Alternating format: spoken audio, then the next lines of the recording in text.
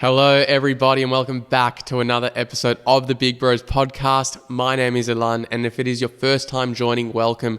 I'm joined by my lovely friend and co-host, Jeremy, but more importantly, we are joined today by Indri Caruana, who is a functional health coach and the founder of Human Blueprint, where he helps men improve their energy, libido, gut health, hormones, sleep, and overall performance. Through advanced blood analysis and personalized health protocols, Indri works with men who often feel like something is off, even when they have been told their results are normal. His work focuses on helping men move beyond simply avoiding illness.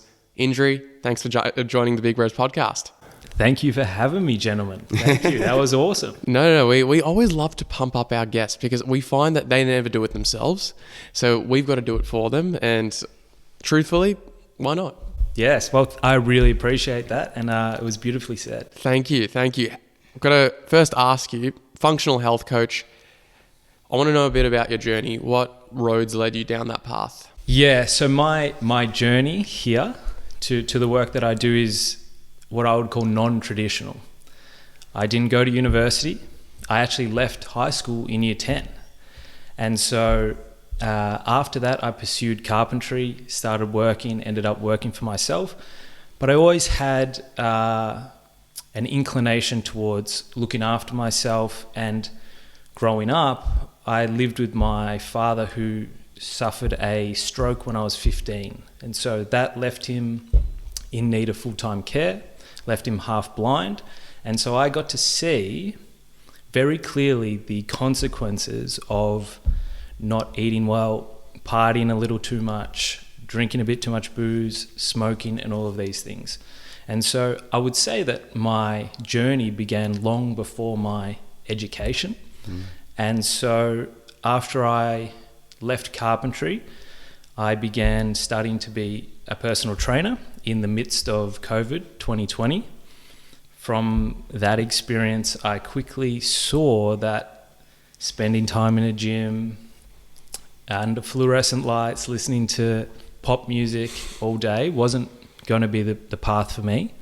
And so at the same time, we were, if you remember, getting paid, I think it was like $1,100 a fortnight. And so I didn't need to work. I was living up in Queensland. I wasn't here in the thick of it with you guys in Victoria. Lucky. And so it was really nice. And so I decided to start a business with my girlfriend selling collagen peptides.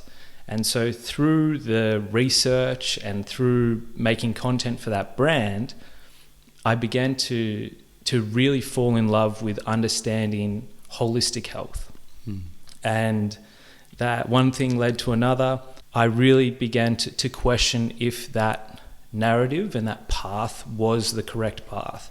And so that led me to finding a man called Paul Chek, who I would consider a holistic health godfather, beginning my studies in nutrition and then corrective exercise. So he also teaches corrective exercise. So pairing how to help people with spinal pathologies with nutrition and lifestyle changes. And so I took my personal training experience and I paired it with the corrective exercise stuff, and I started to see clients while also working full time. Luckily, as the universe tends to do, at the right time, as the old saying, I suppose it is, when the student is ready, the teacher will appear. I found out about a man named Jake Carter who runs the Institute of Health, began to learn blood chemistry analysis and real functional nutrition from him. And so I spent 18 months under him, started my online business, and pretty much everything's been rolling full steam ahead since then. What a great synopsis. And you mentioned there that you felt like the clients or people that you spoke to, that you witnessed, had something missing in their what you deem as like a traditional pathway. What was that thing that you felt like they were missing? What was that missing piece? It was data. So in everything, right, in business, in social media algorithms, finance, the thing that guides everyone's decisions is data. But when it comes to health, everyone's sort of shooting in the dark. They're following, what worked for someone else, what's trending, What's the book they picked up in the op shop talks about a certain diet, they go and follow that. So the thing that was missing was really knowing what each individual needed. And there's a lot, especially after now I've spent a bit of time in the game, there's a lot you can actually identify through just speaking to someone, as you guys would know through your work. But I think having blood analysis and being able to look at certain hormones, inflammatory markers, the immune system, nutrient deficiencies, there's another layer to that just informs you about, okay, we could be doing all the manual therapy in the world, we could be doing all the talk therapy in the world, but if this person is deficient in certain nutrients, or going a layer deeper, if we do genetic testing and find out that you have a 10 times higher need for vitamin B6 than you do, like that's all going to be missed. And so the piece that was missing was data, and it really, the blood work filled that hole for me, especially as someone who's hyper analytical in my own characteristics. And just on the blood work there, the specifics of blood work, is the blood work you speak about the same blood work as what it would be if you were to go to the doctor and get blood tests done, or do they differentiate? You do the same test, the analysis is different. The way I look at blood work and the way people in the functional space look at blood work is very different to the conventional space. So to the degree your medical or your GPs are going to be looking at things through a reference range taken from the average of the people getting blood tests done. Mm-hmm. Now, the average of the people getting blood tests done are usually elderly, or they're unwell. They've been referred to do it for a specific reason, to identify a problem. Now, from that data, they then draw the averages, and that is the reference range. The problem with this is that if you're not outside of that very broad reference range, which isn't gender specific, which isn't age specific, then you're considered normal. And so while that is still valuable in terms of identifying immediate threats, there's also another way that you can look at blood analysis, and that is through much tighter ranges, which are sort of what we would consider optimal, and then slow increments that get bigger and broader, understanding, okay, that's not optimal but it's not terrible, or that's not terrible but it's not disease, or that's on the path to being diseased, right? And so it allows you to be preventative. Another way that we look at blood work is understanding the functional physiology behind the blood marker instead of looking at the marker in isolation. So, for example, something that's quite common is people with low iron. Now, often, unfortunately, people will just be prescribed iron supplements without understanding why is iron low in the first place. So the question in my mind when I see blood markers is not a recipe book, okay, that's low, take this. It's rather, what's the body trying to tell us? And so there's a host of potential root causes for iron, let's say, if we're using this example, which could be damage to the intestinal lining, or it could be nutrient deficiencies and things like this. And so that understanding and that approach allows you to build a hypothesis and then begin to work around that hypothesis as opposed to a diagnosis. Right. So what I'm interested to know in that case is, I wouldn't be surprised that if there are a lot of individuals who get the blood test because they're feeling off, potentially they've got gut issues, maybe issues with libido, potentially issues with energy, and they get a blood test and everything is in the reference range. And then they come to see you and they say, listen, I've gone through the traditional pathway, but I'm still feeling off. Tell me what you would do in that case. This would be 80% of the people that come to see me, right? Wow. It is that they have had their blood tested, they've sought the help of certain practitioners, but they've always been told they're normal, or they've been told things like, it's a little bit like gaslighting someone. It's just stress. Maybe you should take a holiday. It's in your head. Like, these are the things that a lot of the clients I've worked with have been told. But when I'll say this, like, even the healthiest people, you'll still see things that can be improved in their blood work. There's always going to be something, right? Because one, the blood work is always changing. So you do want to take multiple tests every 3-4 months to get a good reading of your average, and to understand what's reoccurring and what's maybe just elevated in the moment. Because it is a snapshot. There's certain markers that will tell you about the last 3 months, like HbA1c will tell you about your blood glucose for the last 3 months, but a lot of it's a snapshot at a certain time. And so when you look at the blood work, there's always something that can be improved. So tell someone who's feeling unwell, whose lab work is very evident that there is problems and easy to address problems, that their blood work's normal is a little unfair. But I don't want to, bash that system, because doctors are overworked. They're under heaps of pressure.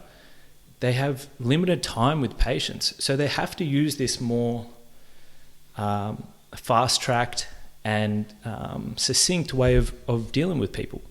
And that's where the work I do is differentiates again, because instead of 15-minute consultations, like, my consultations are a minimum 45 minutes. A lot of them are 75 minutes for this exact reason. And on that, when I guess you start working with someone, I guess this question might be similar to how long is a piece of string, but what is the common issue that you see that people experience? It's so different for everyone, bro. Like, it's so different. I mean, if you had to put it as something, right now, a lot of people are very nutrient deficient, primarily deficiencies in like vitamin B9, folate, vitamin B12, zinc, very common, and copper, very common. And you can see that by testing them specifically, or you can see that by looking at things like red blood cells, and say the red blood cells are too small, the average size of them. There's a marker in there that tells you the average size of your red blood cell. If it's too small or it's too big, you can tell that there's certain nutrient deficiencies. As one example, so nutrient deficiencies and inflammation, and like inflammation's a very it's bandied around this word, but inflammation is essentially the immune system's response to injury or infection. So seeing people's blood work, that's not just the marker of inflammation, which is high sensitivity CRP, but seeing their immune system, things like globulin, which is a certain protein in the blood, seeing these elevated, you can see, okay, this person is inflamed at the moment as well. So inflammation, nutrient deficiencies, and then underneath that, the specific cause of that, it differentiates, yeah. And then after that, so they've got their bloods done. You see those deficiencies. What is the what's next section? What do you do after that? Yeah, good question. It's always food first, right? Because a big part of what I do is supplementation, and I'm a massive proponent of using supplementation, especially in the modern world. Man-made problems, man-made solutions. However, it's always food. And here in Australia, as someone who's lived in Asia for 9 months, we have the best produce and best access to food here. So, if there's a zinc deficiency, we want to begin having 12 to 18 to 24 oysters every week. If there's B9, B12 deficiencies, copper deficiencies, that's where we bring in foods like beef liver, right? And these are more novel foods, right? They're not in everyone's diet. And that's a problem in itself, because we've begun to think of these foods as like weird, or maybe an oyster's eaten on a special occasion, instead of like, I'm getting my weekly dose of zinc and copper from this oyster, and beginning to actually see food as medicine. And that is easy to say, but like, if you look around in our society, we have children drinking Coca-Cola all day and then being prescribed ADHD medication, or people, eating microwave meals and then being prescribed antidepressants and SSRIs. And so it's easy to say food's medicine, but it's in our culture, it's not seen like that. With the food argument, something that I've always thought about is that depending on where your ethnicity is from and where you grew up, you'll naturally manage certain foods better. So I find that, although I don't really have any Greek background, but I could eat a Mediterranean diet, and I think that's the diet I would feel the best on. When I eat fish, I feel the most light. I love my red meat, but with that being said, I'll feel a little bit more sluggish than if I dig into like a snapper, for example. How much of that is, or do you account for that sort of thing when you work with certain clients? Hugely. So your genetics play a massive role in how your body tolerates food and deals with food. So certain people are going to be more inclined to the Mediterranean diet. Certain people who certain people who lived closer to the equator, they're probably going to, or their background and their genetics are closer to the equator, they're going to eat more, do better on more carbohydrates and more fruit and things like this, more vegetables. Whereas people who are closer, like more like Antarctica, these colder places, they do better on higher protein, higher fat. So it definitely plays a role. But this is where I would call it like an individual's biomolecular needs, right? It's your genetics that play a role in that. What your blood work tells you. So in the moment, like what deficiencies, then there's like your genetics. Then there's also at play is your location, right? Because here in Melbourne in winter, your body's going to be better off eating more stews and soups and slow cooked meats, like this sort of heavier, more nourishing sort of thing. But then if you go to Queensland in the summer, you're going to be better off eating mangoes and pineapple and bananas and things like this. So your location plays a role in it, but then also your underlying health problems, because you could be more inclined to eat fruit, but you could also be pre-diabetic. So if you're pre-diabetic, you're not going to do well on all these sugars and all these fruits. So everything is at play, and this is where like the dogmatic approaches, the one size fits all, it's so broken, because you have to take into account so many different factors when you're dealing with an individual. So it's really taking into account genetics. To summarize, it's genetics, it's location, it's even things like the time of the year, and broadly speaking, what they like and don't like as well, in terms of what they like to eat. Yeah, definitely. And that may sound like, oh, wow, that's, someone listening, that may sound like, oh, fuck, well, that's just made it so confusing as to what should I eat. But there's really, it can really be simplified in the sense of, how do you feel after you eat the food? Like if you can actually be present with what you're eating and not like scrolling and not, shoveling it in your mouth or whatever it is. If you can actually be present with the food that you're eating and then actually notice, oh, you know what, I ate that and now I can't focus when I get back on my computer, or I ate that and I really don't feel like going to the gym this afternoon. That's the simplest way. Like that feedback, your body is always talking to you. And then other things like your skin, if your skin flares up with, pimples and things like this, that's a sign that what you're eating isn't necessarily serving you. Your stool, the shape of your stool, the smell of your stool, that's another feedback. And then your general day-to-day energy as well. What should we know about the importance of gut health? Let's just think of it like this. If you have a central nervous system, your gut's so important that it has its own enteric nervous system, right? So the gut is considered the second brain for this reason. And I think it's 10 times the communication ascending from the gut to the brain than the brain to the gut.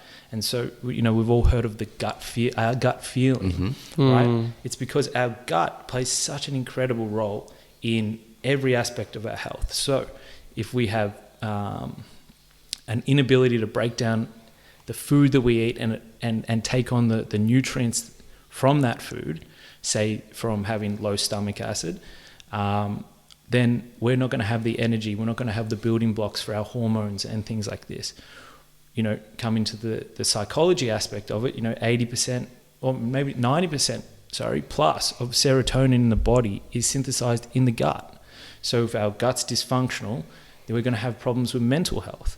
And then there's, bloating, and if we're constantly uncomfortable and we're bloated and things like this, then that's just going to make our day-to-day life horrible. And something that's in the physiotherapy realm, like the transverse abdominis, which is essentially the stabilizer of the your core, helps stabilize your spine. So there's something called the visceral somatic reflex, which is essentially where your core will be inhibited. So you're not going to have the stability in your back when you go and lift weights if you've got gut inflammation. One thing though I always hear about, and I feel like you see a lot about it on social media as well, about how to reduce this thing, and that thing being bloating. Is bloating often just down to the food you eat, or is it down to how it agrees or disagrees with your body and other things too? Look, there can be a host of reasons, right? So maybe I've been a bit too mechanistic with this stuff. So maybe we say we'd like actionable for this. So yes, if you're experiencing bloating, the best things to do is literally to remove things like onions, garlic, banana, apples. Remove those from your diet. Remove things like beer, and any kind of processed grains. So like if you're going to eat bread, make sure it's like a non-organic sourdough. You remove those things and you will most likely reduce, your symptoms of bloating. But reducing the symptoms is kind of falling into just the conventional way of addressing things, the Band-Aid. Oftentimes it's lack of stomach acid. And so, a lot of people think of their whole gut as their stomach, right? So many of my clients refer to their whole gut as their stomach, but your stomach is like, it's just located under your left pec, and it's a vat full of acid. And if that vat full of acid is compromised, then you're going to allow certain foods aren't going to be broken down. They're going to travel through to your intestine where they can further ferment, and that fermentation and the gas can then cause excess bloating as well. So, you do want to get to the problem underneath the symptom. However, just doing like an elimination diet can be really helpful to get rid of bloating. When you recommend specific food groups to people, I found that last year, for example, if I did have gut issues, the times I would increase fermented foods like anything like Greek yogurt, sauerkraut, anything that had more of a fermentation process, even Yakult at times, I found that my gut health would improve.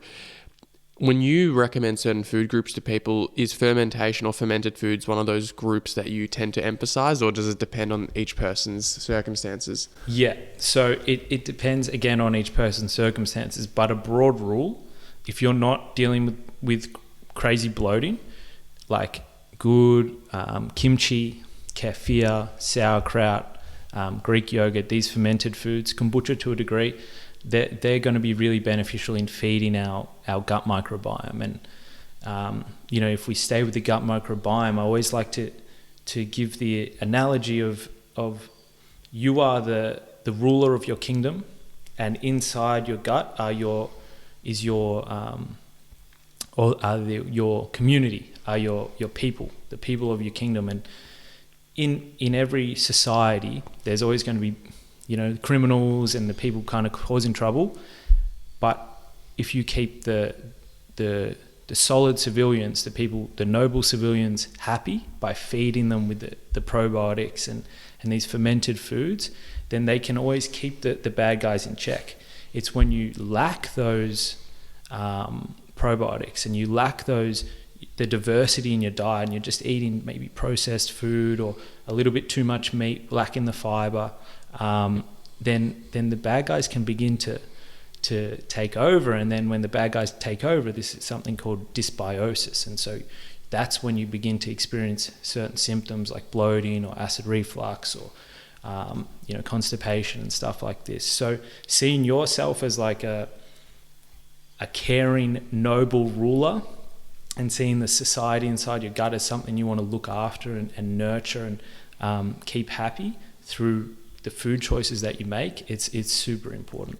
I want to talk to you about testosterone. It seems like that's been the male health buzzword for the better part of the last 10 years. Mm-hmm. What do most men and women too misunderstand about testosterone? In our culture, like with the Andrew Tates and the what was that Louis Theroux thing? Yeah, the manosphere. The manosphere. The manospherians, if we want to label it. The manospherians. With the manospherians, it can almost... There's... If you don't look deeper than kind of what's being promoted, like you could think that this hypermasculine manosphere archetype is, problematic, and that testosterone is problematic because of this archetype, right? Whereas like that is its own thing, right? Maybe they speak about testosterone, maybe they use it, whatever. But there's also like the multi-dimensional masculine who honors both sides of his masculinity and femininity and understands the wholeness of the individual, and that man needs testosterone as well. And so I think the baby's getting thrown out with the bathwater, so to say, in the sense of everyone's seeing these divisive figures and sort of thinking, oh, it's problematic, and it's problematic because of this male hormone. But if anyone's experienced low mood, lack of confidence, lack of libido, lack of strength, not feeling happy with their body, like that, those emotions are very much in alignment with symptoms of low testosterone. And so everyone can sort of drop into that state because we've all been there, feeling low mood, low confidence, anxiety and stuff. And that can kind of tell you, not that it's the cause, but it's a similar symptom. That can kind of tell you what it's like to have chronically low testosterone.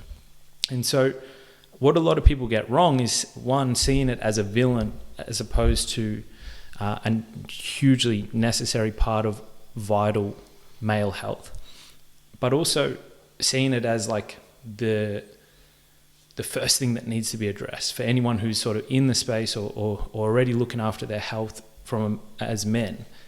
They see that it's like, oh, I need to increase my testosterone. I'm just going to do everything to increase my testosterone. But as we spoke about earlier, it's like there's so many factors with what you eat and your nutrition and your genetics, your gut health. That all is the foundation. And then if you can get all of that in place and your mental health, your physical health, then testosterone's a byproduct of that.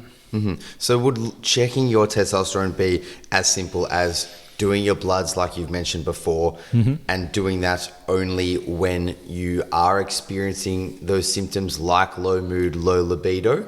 Or can you just get that done whenever, judge what the testosterone bars are telling you, and then make an actionable plan from there? Yeah, you can get a lot of data on your own testosterone levels by just testing testosterone. So anyone who wants to test their testosterone, you can go to your GP and ask them. Hopefully they'll refer you. If not, you can order it online. So mainly Australian audience. So, people can go onto instantscripts.com and they can order a blood panel with their Medicare card, or you can go to a website called iMedical and you can order the test for yourself. So that would be testosterone total, free testosterone, DHEA, SHBG, and prolactin, and maybe estradiol. So you can test all of your hormones, testing those, and you'll get a really good indication of where your hormones are at. You always want to test your testosterone as early as possible in the morning. There's no point going for a testosterone test at 11 a.m. or 3 p.m, because your testosterone naturally peaks in the morning and then slowly declines. So you want to test it at the right time. Explains the morning wood phenomenon, eh? The morning wood, exactly. Your testosterone is rising in the morning, and then that's where morning wood can be such a great biofeedback marker, similar to the skin and similar to the stool. It's like, if you're not waking up with an erection, not every day, like, stress, lack of sleep, like we're living in a modern world. But if that's been non-existent for a long period of time, there is a very strong case that has to do with your testosterone levels. Would love to pick your brain on this, but I think there was a study that came out that I think even the World War II generation had much more testosterone than current day men and women, I think, as well. And what I found interesting about that is it's arguably a less stressful world in a lot of ways, on paper at least. On paper, yeah. But for some reason, because we know stress has a huge impact on one's testosterone and a variety of other hormones, but I'd love to hear your thoughts on what you believe are the biggest contributing factors to why more men and women, or mostly men in this case, have lower test levels. On paper, we can order Uber Eats and, we all have a phone and access to whatever we want, whenever we want it. But I think there's a huge shift in terms of not just psychological stress these days, but environmental stress, emotional stress. We're hugely disconnected despite all of the social medias and stuff. And then, to a degree, and it's often underdressed, is spiritual stress as well, because people's connection to certain things or something greater than themselves is being more confused right now. So whatever that is, I think it's just an important it's a very important aspect of health. Agree. However you define it. And so the main things that would be lowering people's testosterone are the stresses and then the toxins. So microplastics from, whether it's the Tupperware in the kitchen, whether it's the plastic water bottles, whether it's very commonly BPA being released off receipts is something you have to be aware of, whether it's even polyester underwear. And so, taking on microplastics or having these microelectro zaps to your testes and causing this oxidative stress. And then a huge piece of it, and probably what, some experts like Shana Swan, who studies this stuff, are saying, like, if phthalates. So phthalates are found in primarily farming chemicals.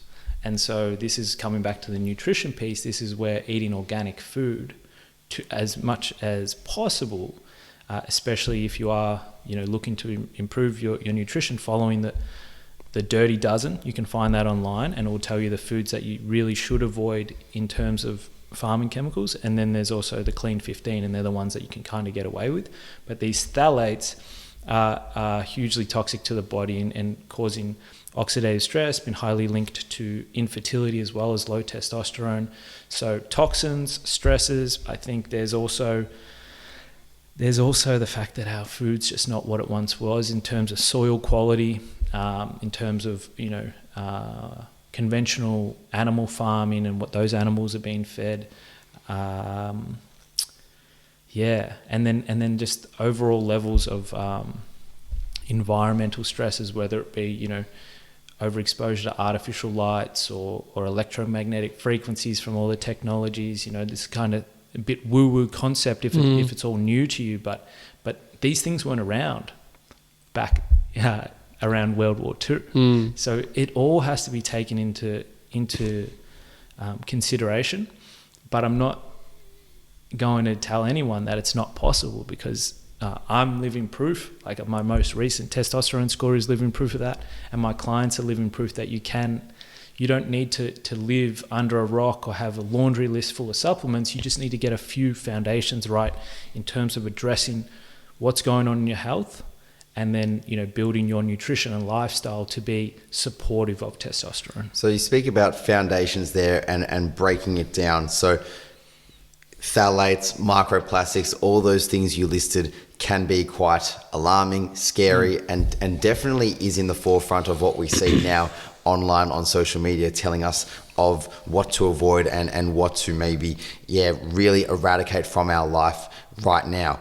If you had to put it onto a simple check sheet for the person listening, what would be the key things you would say we should avoid right now? The key things is any form of polyester underwear is going to be hugely detrimental to your sperm health and testosterone health. Your testicles are on the outside of your body for a reason. They do not want to be at the same temperature as your body. So when we wear polyester underwear, we're heating our testicles as well as, rubbing them against, potential petrochemicals coming from the polyester. The big changes that anyone can make, which are, you can do in an afternoon, throw out all of your deodorants, your Lynxes, your Rexonas, throw that shit out. All of those contain heavy metals and other toxins, which are endocrine hormone disruptors, right? Then the same thing with your soaps. You just want to have natural body care products, especially if you're putting them on your armpits, which are highly absorbent. So what have we got? Soaps, body care, plastics is a huge one. So, glass, stainless steel water bottles, glass Tupperware, that is, not microwaving your food in plastic, not putting your leftovers straight into heated plastic, things like this. And then your food, like the food aspect, nutrition is so important. So just making sure that ideally that the animals you eat, if you're eating flesh foods, are fed, grass or raised on pasture, as opposed to being fed non-species specific diets, which are like grains and often moldy grains covered in more pesticides, because you're not just what you eat, you are what you ate. And because true. Animals are bioaccumulators, so all of the toxins that they eat are then stored in their flesh, and then you eat those, and we're also bioaccumulators, so we'll store those toxins as well. So cleaning up your diet to be as organic and grass-fed as possible, and that's like pasture-raised eggs are going to be really important. So, where the fat is where the toxin accumulation is. So the egg yolk, having the best quality eggs, having the best quality red meat, and then following the clean 15 and dirty dozen list with your veggies and fruits, that's going to be a huge needle mover. You've mentioned some really helpful alternatives for the diet side. Would love to know for the hygiene side. So what deodorant would you use? So there's a brand called Noosa Basics. Shout out. They're great. And then there's, I actually don't know the brand I'm using at the moment, but they have like a Dawn and Dusk. It's just very basic essential oils, a little bit of bicarbonate soda, maybe some coconut oil and things like this. So those alternatives, and then using like oil-based soaps, anything that's not having the phthalates and the parabens and all of that stuff removed in terms of the body care stuff, it's so important. And then as for microplastics, what are the key microplastics we should avoid? I'm hearing things about tea bags now, even. Tea bags. No. Is that something along with a whole list of other things we should avoid? Yeah, but I don't want to get into... I just want to preface all of this with saying that your psychology and the way you approach your health and think about how things are affecting you is hugely important. There's a great study called Mindset and Milkshakes. And I'll get to that question, but I just want to preface it with this study. In the study, Mindset and Milkshakes, they gave the two groups the exact same shake, right?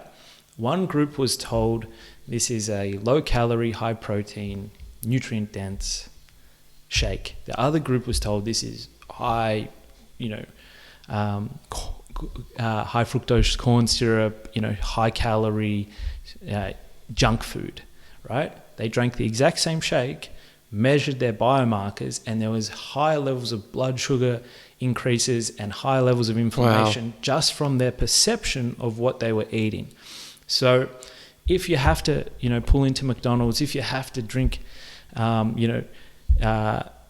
certain things and put certain things on your body, the perception of how that's affecting you, don't wig out. Don't overthink it, because that will also play a role in how it impacts your body. So gaslight yourself a little bit. Might be a bit helpful in that case. Like nocebo yourself, right? Yeah. You're noceboing, like the opposite of the placebo. And so if it's real high level, avoiding the plastic tea bags, I think that some of the research is like millions per tea bag of microplastics, particles per million or something like this. And then plastic water bottles, if you do have a plastic water bottle, like don't take it into the sauna, don't leave it in your car to heat up and things like this. Foods, so if we're microwaving foods in plastic or things like this, any leaching is going to be bad. And then one of the worst is actually like black plastic. It's usually created from like recycled batteries and things like that. So it's like even more of a toxin release if you heat it, or say you layer some fatty meat on a piece of black plastic, that it's going to absorb it, because the fat likes to absorb toxins, as we spoke about before. I'd love to talk to you now about peptides, the magic word. So the TGA has warned Australians about unimproved peptides like BPC 157, TB 500 and CJC 1295. What should people actually take from that warning? I think it's a very valid warning, right? Like with any supplement and medication, like you can do yourself great harm if you use it incorrectly. And so, as you guys would have seen on my Instagram, like I talk about peptides and I promote their benefits, but in the right context.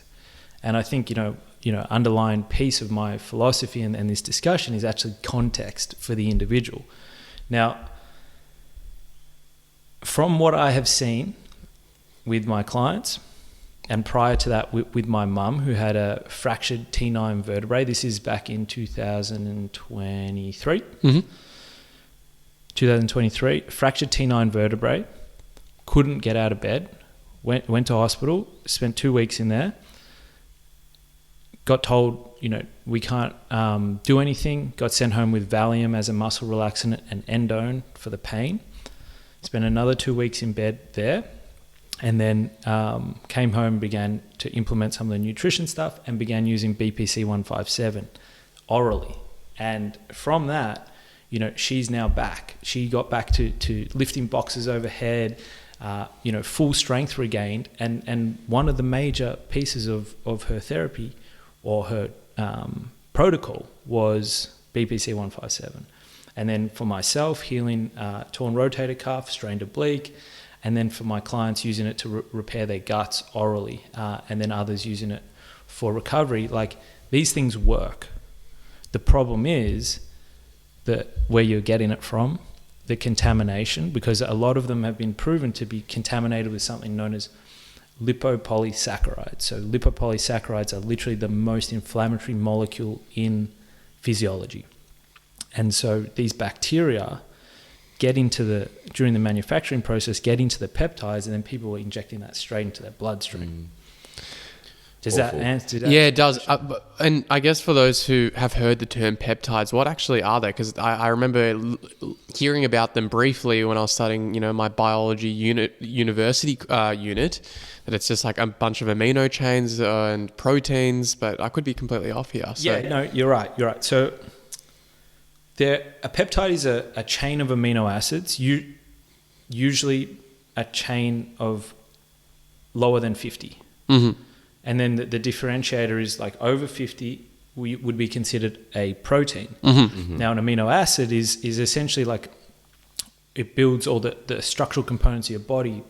Inside your muscle cells, it's building your muscle, it builds your skin, builds your hair, all right? But also then when it changes its structure, when it changes its form, it can become a signaling molecule. And so a peptide is essentially a signal that's traveling around your body, and these peptides are already inside of you, right? BPC without 157 is synthesized in your gastric juice, or you have like thymosin alpha 1, which is synthesized in your thymus gland and supports the immune system.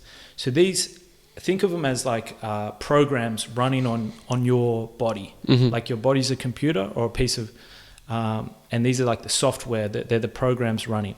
Now, our body should, if it's in its homeostasis and it's healthy, it should be running all of these programs efficiently. But we know the modern world, microplastics, stress, all of these things, and then age, and then maybe non-optimal lifestyle, let's say, partying, all of these things. Those programs begin to slow down. So the repair of the muscle slows down. The regeneration of the gut slows down. And so by using a peptide, you're essentially cranking that system or that program, back into full gear. And then it's allowing you to be selective with what it is you want to target, because peptides is a very general term for many, many different things. Right. And so it's about understanding, like, if you are going to use them, it's about understanding what's the actual objective and what are you trying to do with it, instead of like, well, everyone's using them, so I may as well just get a bit of this and a bit of that and, use it whenever, because the risk is very, very real in terms of buying the wrong, not the wrong as in like the wrong item, but buying from the wrong person, selling a contaminated peptide and then taking it home and then injecting it into yourself and, dealing with the consequences of that. So having some guidance and understanding dosage, hygiene in terms of sterilization, and that's of your skin, because they are injectable. You want to, be wiping yourself down with alcohol wipes and all of this, and you need to be very careful with this stuff. But if you have an injury or if you have a certain condition that hasn't been healing, peptides can be very useful there. So how does that differentiate to a performance enhancing steroid? Because I feel like in the gym space in particular, we often confuse the two. You read comments on bodybuilders' photos on Instagram and it'll say either, oh, he's on steroids, or oh, he's on peptides, therefore we shouldn't equate his success to what it is. Yeah. How do the two differentiate, and how should we be actually assessing those comments? Yeah, okay, so let's use testosterone as an example, because people use exogenous, so from outside of the body, testosterone as a performance enhancer and inject it, and people use exogenous peptides from outside of the body and inject it. So when you take an active hormone, this is a big differentiator. When you take an active hormone like testosterone and inject it into your bloodstream, it bypasses all of the natural processes that need to take place for that hormone to be made. And because your body is so intelligent and it's always looking to conserve energy and conserve resources, over time, and actually quite quickly, it stops the whole process that is required to create testosterone, which is essentially a signal or two hormones sent from your brain to your testicles, right? Or that's to create sperm and to create testosterone. And that's where you get the testicular atrophy and things like this. So your body's forgotten how to do what it does naturally. With a peptide, your body's not forgetting how to create that peptide. You're essentially just injecting it or taking it orally or nasally into your system, and you're essentially just fast tracking the speed at which it gets delivered without actually replacing the process in itself. So a lot of the things like the growth hormone secretagogues, right? So they're actually just the initial signal for growth hormone to be released, as opposed to taking growth hormone itself. Does that make sense? Yeah, so it sounds like there's mechanistically what's happening is, because I know it's similar with something like melatonin, where if chronic use of melatonin, I think, starts to inhibit the secretion of it in your brain. So that's why I think there's a bit of concern with people who use it chronically, unless you obviously need to for whatever medical reason you've got. I want to ask you as well, about Reta. And there's also, we've got friends who are talking about wanting to get into the best shape of their life before a music festival. And they're like, bro, I'm going to hop on Reta. That's the catchphrase. And obviously some are serious. Maybe they're not serious, but it got me thinking, what is Reta? Is it just another appetite suppressant? Retatrutide is it's not just another appetite suppressant. So with the invention of this peptide, or the formulation of this peptide, it's gone beyond just appetite suppressant. Like the research on it is profound. And this is like stage 2 clinical trials on humans. A lot of peptides haven't been studied on humans. A lot of rat studies and things like this. But retatrutide has been studied on humans. I think it's like over 29% total body weight lost, depending on the dose. So people using up to 12 milligrams per week. So that's amazing, right? That's amazing because obesity is a killer. So that's very useful, right? But there's also phenomenal research showing it reduces liver fat. So non-alcohol fatty liver. It improves how your body utilizes fat for energy and glucose for energy. So it's not just stopping you from eating. It's actually improving your organ health and improving your blood sugar responses and things like this. That being said, as a mid-20s man who wants to get shredded for a festival, it's probably not the best thing to do, because like everything and in health, like there's no free lunch in physiology, especially with something like retatrutide, something that powerful that can have that kind of effect. That's only been around for 3 years. Like there's going to be some price paid, and especially for men using it, you're not going to be eating as much food, so your hormones are going to tank, right? You're also playing with fire in terms of quality, so you need to make sure that's right. But if you're overweight, if you've been dealing with non-alcoholic fatty liver, if you're using it under trained practitioners' guidance, it can be an amazing tool. But if you're just getting shredded for a festival, maybe like a calorie deficit, maybe a higher protein diet, maybe some different supplements like L-carnitine, creatine, magnesium. Maybe starting there is probably a better point. And if those things have been addressed and you've addressed the stuff with your diet and your training, then you can explore those avenues. Indri, before we wrap up, we have a closing segment on the show called The Sweet Spot. And then with this sweet spot, it might be completely opposite to the things we've already been speaking about, because we've been speaking about health and wellness, and here we have... But who says that these aren't healthy? Oh, man? Exactly. But they're a bit more of a treat. We've got these sweet muffins here, don't we? Well, yes, it's not sprayed with a bunch of pesticides. I know this. Knowing your mum, there are some organic ingredients in here, so no concerns there. But the context of the sweet spot is we always ask. It's a closing tradition to ask our guests at the end of the show to reflect on a sweet moment that they've had in the last 6 to 12 months. Now, this could be something to do with their personal life, with their professional life, with anything really that gives them that sweet moment, that fuzzy feeling in the stomach, something that you can look back on and think, "Jay, that was a good moment." And we want to ask you, what's been your sweet moment or sweet spot during the last 6 to 12 months? That's a beautiful question. And, I've been very fortunate over the last 4 months to live 3 doors up from my 2.5-year-old niece. And so while it may not be a moment, seeing her going from infant to toddler to now very curious toddler who's having conversations and mimicking what I do. So if I would go down and see her and do some exercise in the backyard and she's trying to mimic me to do push-ups, or she's picking up a 1 kilo dumbbell and stuff, like just watching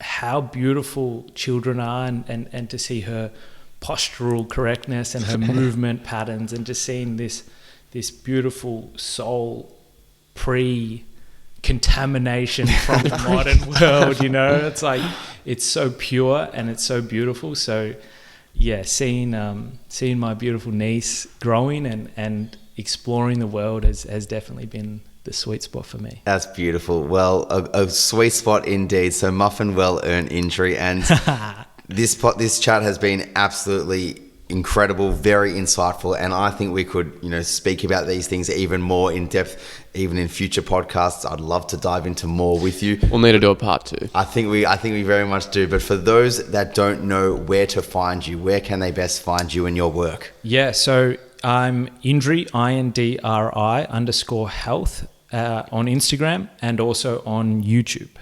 So they're my 2 best channels. Hopefully be pushing the YouTube a bit more this coming year.